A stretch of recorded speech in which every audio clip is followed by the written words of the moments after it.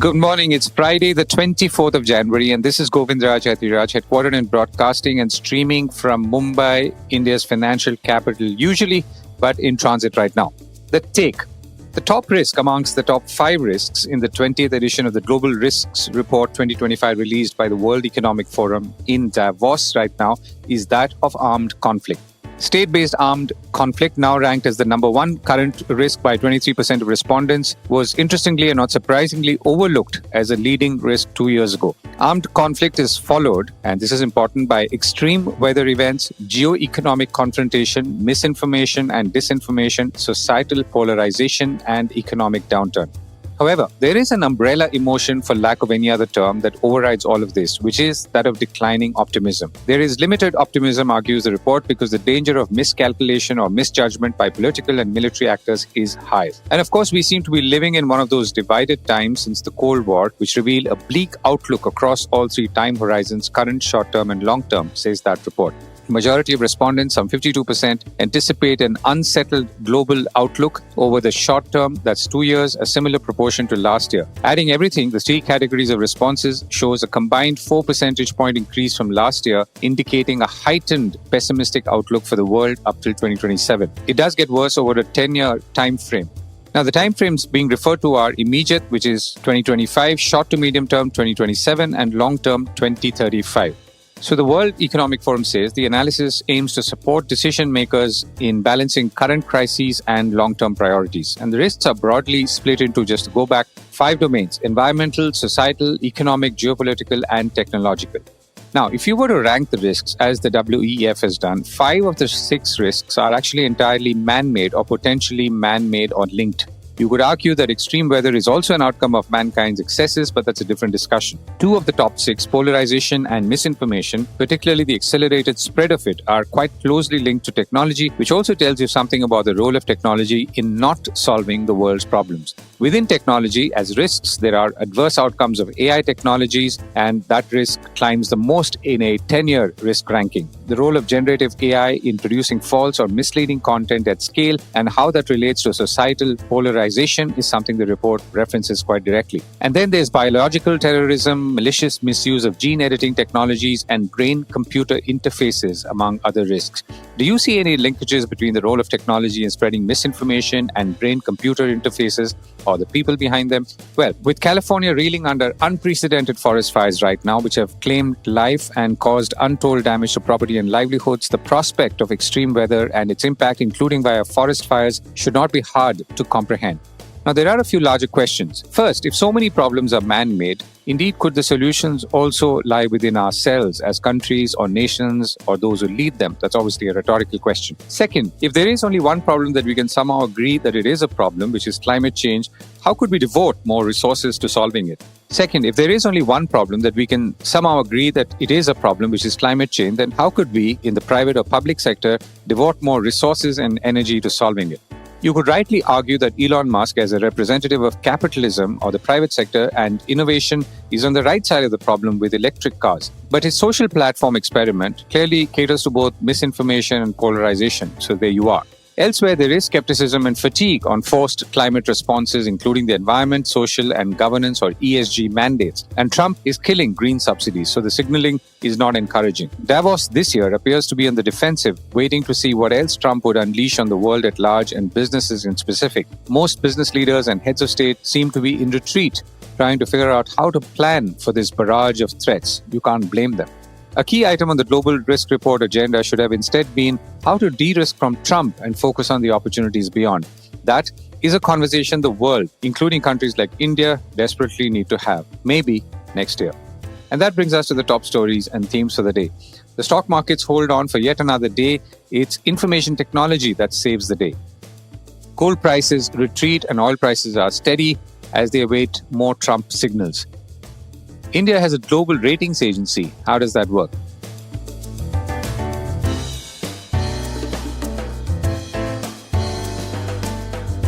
This is the Core Report with Govindraj Ethiraj. The term that I've not seen used for a while, for whatever reason, is a relief rally. And Thursday looked like one. Maybe Wednesday was one too. The BSE Sensex was up 115, that's 115 points at 76,520, while the NSE Nifty was up 50 points at 23,205. Information technology stocks are still looking strong given the overall encouraging look for IT thanks to likely increased spend in America, a key market for Indian IT services companies. The IT index has now gained about 4% in 2 sessions on the back of US President Donald Trump also announcing those big spending plans for artificial intelligence infrastructure on Tuesday, according to Reuters. Several IT stocks, including the big ones like Wipro, have benefited. The broad market has gained some strength and veered away once again a little from the benchmarks. The broader market, the Nifty Mid Cap 100 was up 2%, while the Nifty Small Cap 100 was up about 1.1%. Shares of Hindustan Unilever fell as much as 3.5% on Thursday to their lowest level since May after it forecast near-term margin pressure. The maker of Lux Soaps on Wednesday forecast near-term margins at the lower end of its previous forecast range of 23 to 24% as costs of key commodities such as palm oil and tea continue to rise and urban demand hit a 2-year low in November, according to Reuters. So let's take a step back and look at the last few months. Most of the gains made following the entry of the new government in India in June last year have now been erased. The benchmark Sensex and Nifty indices have retreated to levels last seen before the government swearing in on June 9th, after rising as much as 12%, according to a report in the Business Standard. The report also adds that from its all-time closing high of 26,216 on September 26th, the Nifty 50 is now down close to 12% to 23,155, a level last seen on June 7th. The Sensex is down 11% from 85,836 to 76,405. Several sectoral indices such as realty, energy and media have fallen more than 23% from their record highs. The only ones which have done well are IT, that's information technology, and pharmaceuticals. And the Nifty IT index is up 21% and the pharma index has gained about 13% thanks to the optimism around the US economy, which is a key market for both these sectors. Eyes continue to be on the union budget to be presented on February 1st and with seemingly less optimism about any significant budget giveaways, unless of course there are some tax surprises, which in turn seems tough given the overall fiscal situation, including the fact that tax collections are beginning to slow. The markets will instead look ahead at what the budget could do and the direction, like extent of fiscal consolidation and the emphasis on physical and social infrastructure or between them. On Wall Street, the S&P 500 was flat Thursday morning or Thursday overnight India as Wall Street wondered if record highs were once again in the cards, according to CNBC. The broad market was down slightly while the Dow Jones Industrial Average was up. All of this comes a day after the S&P 500 set an intraday record and finished Wednesday's session just below its closing record high. The Dow was also within striking distance of new highs on Thursday. And here is our segment from the India Energy Week. Oil prices are steady. India's state-owned refiner Bharat Petroleum sees its Russian oil processing down to 20% in March from 31% as it waits offers from traders, its head of finance told an analyst call on Thursday and reported by Reuters. The company and other refiners like Indian Oil, Hindustan Petroleum and Mangalore Refinery buy Russian oil in the spot market, and the lack of clarity regarding its availability is forcing them to look for alternatives. BPCL's Russian oil processing declined to 31% in the December quarter from about 35-40% in the previous month. The company, along with other Indian state refiners, received a lower supply of Russian oil in January and February, according to Reuters. All of this comes on the heels of the sweeping and almost bombshell sanctions by the United States targeting Russian producers and oil tankers, disrupting supply from the world's second largest producer. This segment was supported by the India Energy Week 2025, scheduled from February 11th to 14th in New Delhi, and you can register for the same using the link in the show notes.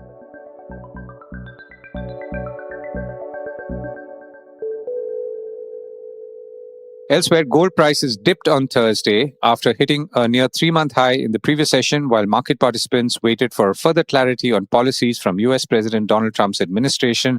Spot gold was down slightly to $2,744 per ounce, and this follows its hitting its highest since October 31st on Wednesday. India goes global with ratings. We usually think of sovereign ratings as done by the big names like Moody's, Standard & Poor's, and Fitch. There is now an Indian global sovereign rating agency as well. In case you haven't heard of it, it's called CareEdge Global IFSC Limited, or CareEdge Global. It's a full-service credit rating agency and registered and authorized by the International Financial Services Centres Authority of India. CareEdge Global, earlier called Care Ratings, which was set up in 1993, is the country's second largest rating agency, and CareEdge Global IFSC is a subsidiary of that. I caught up with Revati Kasture, the CEO of CareEdge Global, and I began by asking her to tell us about the origin of this company. So it is the second largest rating agency in India, and it is the only domestic rating agency, which means we have no foreign ownership. So a thought was that how do we kind of expand our operations into the global space? And we've been in the ratings business for close to 30 plus years, and we have a significant understanding of the domestic rating business. We have subsidiaries outside India. We have subsidiaries in Nepal.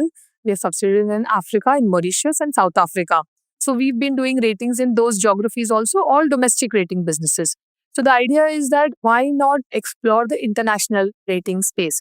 And the timing we thought was also right because India, the way it's positioned geopolitically, is wanting to be the leader of the global south. And once you say that, it's wanting to be that in very many disciplines. So why not credit rating? Plus, we are, if you look at internationally, also placed among the top 10 rating agencies in terms of the number of companies rated or the volume of debt rated, so on. If you look at emerging markets, and if I then say the subsidiaries of large rating agencies are counted within those rating agencies, then we are the largest rating agency in the emerging market. And that's why we thought we should have a foray into the global or international rating space. And that's why this company, CareEdge Global IFSC Limited. And your primary business, at least at start, is sovereign ratings, which means you're actually rating countries and their debt capability and so on. So when you say a global rating agency, our endeavor is to rate companies which are situated in any markets for their foreign currency borrowings, right? To do that, we will have to give a benchmark sovereign assessment, which is why sovereign rating. Now, sovereign rating is essentially, as you rightly said, a country assessment of a country's ability to repay debt on time, plain and simple. But it kind of have many more layers, So it's not only ability to pay. Otherwise, India has never defaulted in the past, right? But it's also an economic, fiscal, monetary, institutions of governance, external debt quality, etc. The assessment is a little more broad-based. And that's why, we have to do this assessment to get a benchmark sovereign rating for our country. Unless and until we do that, we are not able to assess companies within the country because a company rating will be, in a way, little threshold or there will be a kind of upper ceiling to the company rating, which is a country ceiling. You can get one or two notches higher, but that's typically how it will be. And we all know of Fitch and Moody's and S&P as the global rating agencies. So are there other rating agencies which are also global in the way you are trying to be global? Yes, there are. There are close to 10 rating agencies registered with NRSRO, which is the licensing authority in the US.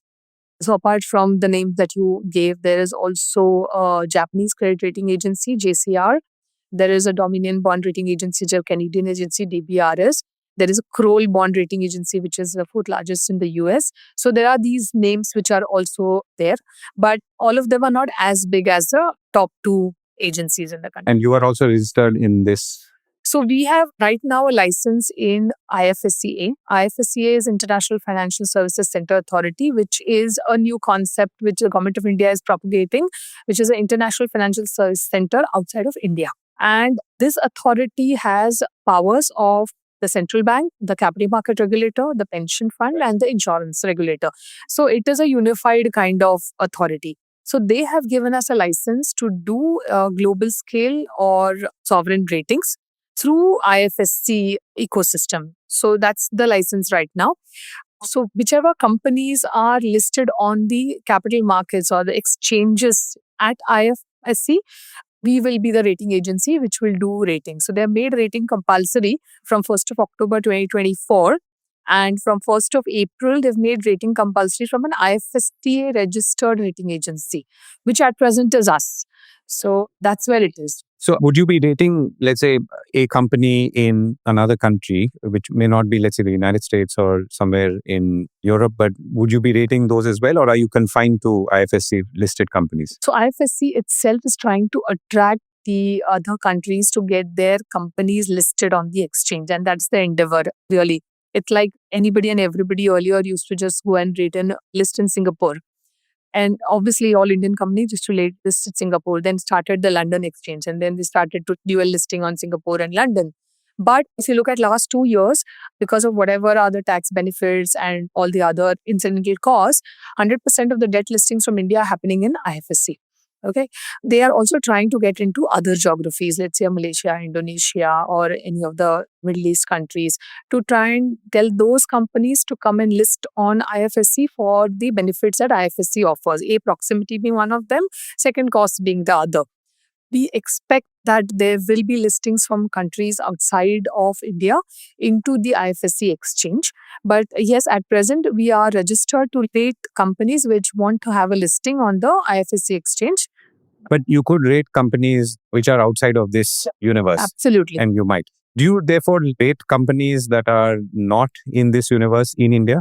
Or this is Care Ratings, which is your CareEdge, which is your parent company? So, two aspects. Any company which needs a foreign currency bond issuance cannot use Care Ratings India rating, because that's a domestic scale rating, because the investors are all investors outside of India and they need an international scale rating or a global scale rating, which will be issued by CareEdge Global IFSC. So, as we speak, we launched our services in October 2024. We've done ratings of 39 countries, of which 24 are emerging countries and 15 are developed countries.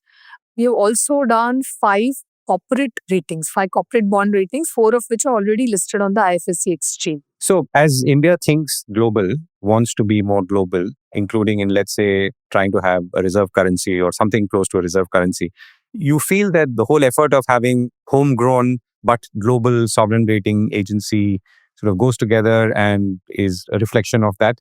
Yeah, so having a rating agency within your fold is like a soft power. And not too many countries have it, apart from the big ones. Yes. Not too many countries. I mean, none of the emerging economies have it. I mean, Japan in Asia is a developed economy, so to say. China did try to do something in the space, but was not successful, because they kind of gave a very differentiated rating to their own country. And that's where, the effectiveness of the methodology really was questioned.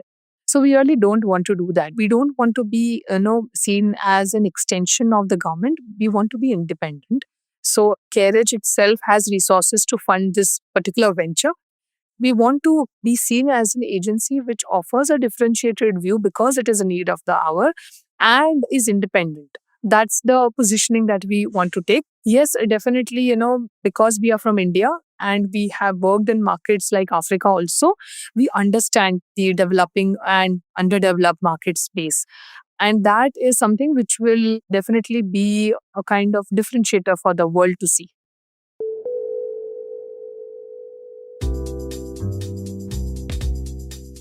And before we go, here's our feedback. After all, it's Friday. Betsy Jedin says, thanks for featuring Ambarish Baliga ji. I'm happy to hear from him after a while. Well, so are we. Danielle says, Trump's policies will only isolate and sink the United States, including accelerating de-dollarization. Well, that's a good point. Will de-dollarization accelerate or will the dollar become stronger? Well, I don't know the answer, but these are really the two big issues facing us, at least in the context of currency. NJN 1983 says, I find it jarring when market commentators say things like market recovered just because an index which is made up of less than 1% of the listed companies closed green because some of the heavyweights in that index closed green. They disregard the fact that there was a bloodbath in the broader market.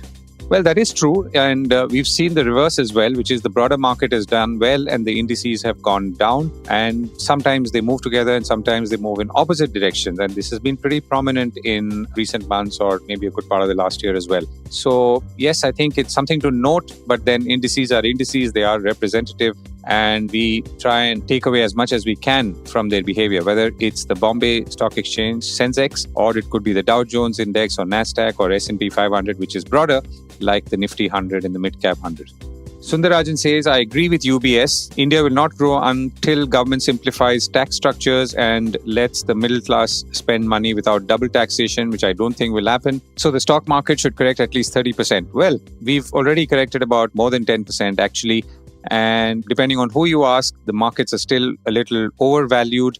So maybe they could correct a little more, which would obviously mean a good time to buy. That's it from me and the team at the Core Report. See you next week.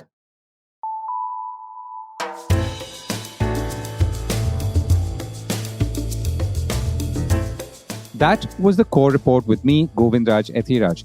Do stay connected with more of our coverage at the Core. You can check out our website or sign up to our newsletter for our exclusive stories, one in-depth feature a day on www.thecore.in. Do also track us on LinkedIn, where we usually post synopses or extracts of our top stories and interviews. We would love your feedback on how we can make business more interesting and relevant, including, of course, India's vibrant manufacturing sector. So write to us at feedback@thecore.in. And thank you once again for listening.